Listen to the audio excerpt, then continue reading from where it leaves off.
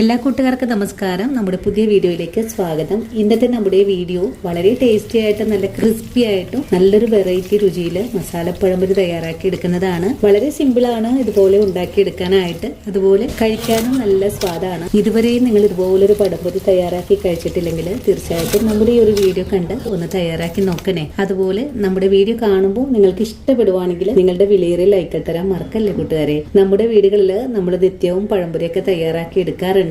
ഇനിയിപ്പോ അടുത്ത തവണ പഴംപൊരി തയ്യാറാക്കുമ്പോൾ ഈ ഒരു രീതിയിലൊന്ന് ട്രൈ ചെയ്ത് നോക്കണേ. ട്രൈ ചെയ്ത് നോക്കുമ്പോൾ നിങ്ങൾക്ക് ഈ ഒരു പഴംപൊരിയുടെ സ്വാദ് ഇഷ്ടപ്പെടുവാണെങ്കിൽ നമ്മുടെ പേജ് ഒന്ന് ഫോളോ ചെയ്യാനും വീഡിയോ കൂട്ടുകാരിലേക്ക് ഒന്ന് ഷെയർ ചെയ്ത് കൊടുക്കാനും മറക്കരുത്. അപ്പൊ നമുക്ക് ഉടൻ തന്നെ നമ്മുടെ വീഡിയോ കണ്ടു നോക്കിയാലോ.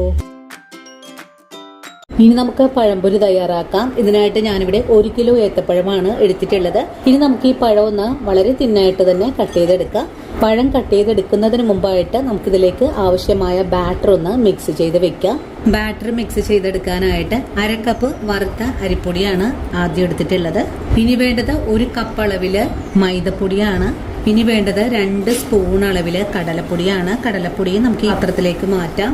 ഇനി വേണ്ടത് 1 സ്പൂൺ അളവില് ചതച്ച മുളകാണ്. ഇനി ഒരു നുള്ള് മഞ്ഞൾപ്പൊടി കൂടെ ഇതിലേക്ക് ചേർക്കാം. 1 പച്ചമുളക് ചെറുതായിട്ടൊന്ന് കട്ട് ചെയ്തെടുത്തിട്ടുണ്ട്, ഇതുകൂടി നമുക്കിതിലേക്ക് ചേർക്കാം. ഇനി 1 തണ്ട് കറിവേപ്പില പൊടിയായി കട്ട് ചെയ്തത് ചേർക്കാം. നിങ്ങൾക്ക് വേണമെങ്കിൽ കുറച്ച് മല്ലിയില കട്ട് ചെയ്തും ചേർക്കാവുന്നതാണ്. ഇനി നമുക്ക് ഈ പൊടിയിലേക്ക് ആവശ്യത്തിനുള്ള ഉപ്പ് ചേർക്കാം.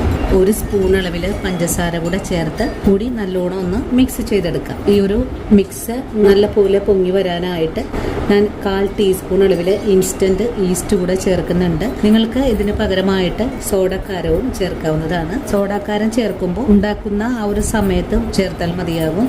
ഇപ്പോൾ ഇതെല്ലാം കൂട്ടിച്ചേർത്ത് നല്ലോണം മിക്സ് ചെയ്തതിന് ശേഷം 1 കപ്പ് വെള്ളം ആദ്യമേ ഒഴിച്ചു കൊടുക്കാം.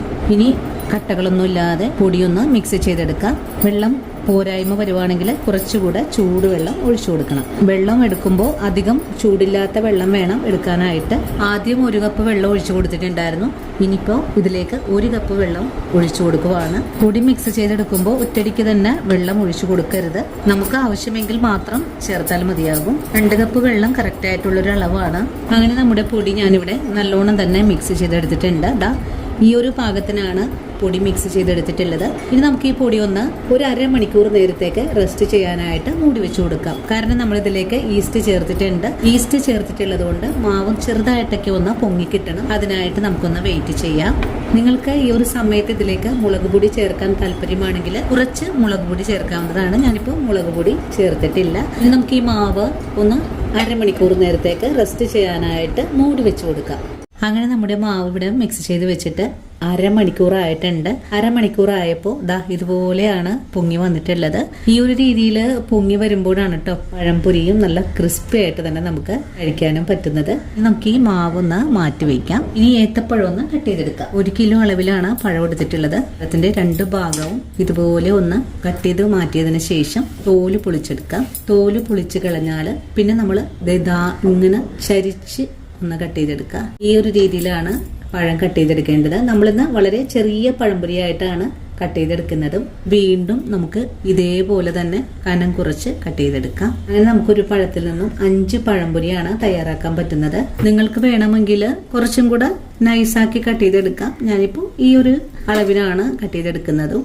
അങ്ങനെ നമ്മുടെ പഴം ഞാനിവിടെ എല്ലാം കട്ട് ചെയ്തെടുത്തിട്ടുണ്ട്. ഇനി ഉടൻ തന്നെ നമുക്ക് പഴംപൊരി തയ്യാറാക്കാം. ഫ്ലഫി ആയിട്ട് നിന്നിട്ടുള്ള മാവ് ഒന്നും കൂടെ ഇതുപോലെ ഇളക്കി ഒന്ന് മിക്സ് ചെയ്തെടുക്കുന്നുണ്ട്. ഇപ്പോഴും നല്ല കട്ടിയായിട്ടുള്ളൊരു മാവാണ്. ഈ ഒരു രീതിയിലാണ് മാവ് നമുക്ക് ആയി വരേണ്ടതും. ഇനി നമുക്ക് പഴംപൊരി തയ്യാറാക്കി എടുക്കാനുള്ള അയൺ പാൻ അടുപ്പിലേക്ക് വെച്ചിട്ടുണ്ട്. പാൻ ഇപ്പോൾ ചൂടായി വന്നിട്ടുണ്ട്. നമുക്ക് വറുത്തെടുക്കാൻ ആവശ്യമായ എണ്ണ ഒഴിച്ചു കൊടുക്കാം. എണ്ണ ഇപ്പോൾ നല്ലോണം തന്നെ ചൂടായി വന്നിട്ടുണ്ട്. ഇനി നമ്മൾ കട്ട് ചെയ്ത് വെച്ചിരിക്കുന്ന ഓരോ പഴവും മിക്സ് ചെയ്ത് വെച്ചിട്ടുള്ള മാവില് പഴം ഇതുപോലെ ഒന്ന് മുക്കിയെടുക്കാം. ഇനി പൊടി ഒന്ന് ഇതുപോലെ ഒന്ന് വടിച്ചതിന് ശേഷം എണ്ണയിലേക്ക് ഇട്ട് കൊടുക്കാം. ആദ്യ പഴം എണ്ണയിലേക്ക് ഇട്ട് കഴിഞ്ഞാൽ അടുത്തത് നമുക്കിതുപോലെ തന്നെ ചെയ്തെടുക്കാം. മൂന്നാമതും പഴം നമുക്കിതുപോലെ തന്നെ മുക്കിയെടുക്കാം. പഴം എണ്ണയിലേക്ക് ഫ്രൈ ചെയ്യാൻ ഇട്ട് കൊടുക്കുമ്പോൾ ഫുൾ ഫ്ലെയിം ആയിരിക്കണം. അതിനുശേഷം കുറഞ്ഞ തീയിൽ വെച്ച് വേണം നമുക്ക് പൊരിച്ചെടുക്കാനായിട്ടും. അങ്ങനെ ഞാനിവിടെ ഒരു 5 പഴം എണ്ണയിലേക്ക് മുക്കിയിട്ടിട്ടുണ്ട്. പഴം എണ്ണയിലേക്ക് ഇട്ട് കഴിഞ്ഞപ്പോൾ തന്നെ നല്ല ഫ്ലഫി ആയിട്ട് തന്നെ പൊങ്ങി വന്നിട്ടുണ്ട്. ഇനി നമുക്ക് ആദ്യം ഇട്ട് കൊടുത്തിട്ടുള്ള പഴം ഒന്ന് മറിച്ചിട്ട് കൊടുക്കാം. അങ്ങനെ ഇവിടെ പഴമെല്ലാം നല്ല ഫ്ലഫി ആയിട്ട് തന്നെ പൊങ്ങി വീർത്ത് വന്നിട്ടുണ്ട്. ഇപ്പോൾ രണ്ട് ഭാഗവും നല്ലോണം മുരിഞ്ഞു കഴിഞ്ഞാൽ എണ്ണയിൽ നിന്നും കോരി മാറ്റാം. ഇപ്പോൾ നമ്മുടെ പഴംപൊരി നല്ല സ്വർണ്ണ നിറത്തിലേക്ക് ആയി വന്നിട്ടുണ്ട്. ഒന്നും കൂടെ മുരിഞ്ഞു കിട്ടണമെങ്കിൽ ഒന്നും കൂടെ മറിച്ചിട്ട് കൊടുക്കാം. എല്ലാ ഭാഗവും നല്ലപോലെ മുരിഞ്ഞു കഴിഞ്ഞാൽ പിന്നെ നമുക്ക് എണ്ണയിൽ നിന്നും കോരി മാറ്റാം. ആദ്യം എണ്ണയിലേക്ക് ഇട്ട് കൊടുത്തിട്ടുള്ള പഴംപൊരി നമുക്ക് കോരാം. അങ്ങനെ നമ്മുടെ ആദ്യ പഴംപൊരി ഞാനിവിടെ എണ്ണയിൽ നിന്നും കോരിയെടുത്തിട്ടുണ്ട്. ഇനിയിപ്പോൾ ഇതൊരു അരിപ്പ പാത്രത്തിലേക്ക് മാറ്റാം. പഴംപൊരി എണ്ണയിൽ നിന്നും കോരിയെടുക്കുമ്പോൾ ഫുൾ ഫ്ലെയിം വെച്ച് കൊടുത്ത് വേണം കോരിയെടുക്കാനായിട്ട്. ഇനിയിപ്പോൾ ഒരു അരിപ്പ പാത്രത്തിലേക്ക് മാറ്റാം. ഇനി അടുത്തത് നമുക്ക് ഇതുപോലെ തന്നെ പൊരിച്ചെടുക്കാം. അങ്ങനെ രണ്ടാമതും പഴംപൊരി എണ്ണയിലേക്ക് മുരിക്കാൻ മാറ്റിയിട്ടുണ്ട്. നല്ലോണം മുരിഞ്ഞു വന്നിട്ടുള്ള പഴംപൊരി നമുക്കൊന്ന് മറിച്ചിട്ട് കൊടുക്കാം. ഇതൊന്ന് മുരിഞ്ഞു വരുമ്പോഴേക്കും എണ്ണയിൽ നിന്നും കോരി മാറ്റാം. ഇതുപോലെ തന്നെ നമുക്ക് എല്ലാ പഴംപൊരിയും പൊരിച്ചെടുക്കാം.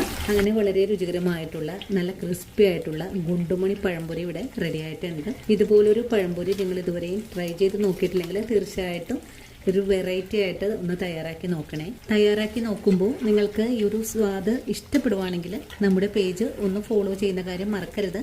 അതുപോലെ വീഡിയോയെക്കുറിച്ചുള്ള അഭിപ്രായങ്ങൾ കമൻസ് ആയിട്ട് അറിയിക്കാനും മറക്കരുത്. ഇനിയിപ്പോൾ ആദ്യമായിട്ട് നമ്മുടെ വീഡിയോസ് കാണുന്ന കൂട്ടുകാർ ആരെങ്കിലും ഉണ്ടെങ്കിൽ നമ്മുടെ പേജ് ഫോളോ ചെയ്ത് നമ്മുടെ ഫാമിലിയിലെ മെമ്പർ ആകാനും നിങ്ങളുടെ കൂട്ടുകാരിലേക്ക് ഈ ഒരു വീഡിയോ ഒന്ന് ഷെയർ ചെയ്ത് കൊടുക്കാനും മറക്കരുത്. അപ്പോൾ ഇനിയും നല്ലൊരു വീഡിയോ ആയിട്ട് നാളെ കാണാം. അതുവരെയും ഒത്തിരി സ്നേഹത്തോടെ വീണ്ടും കാണാം.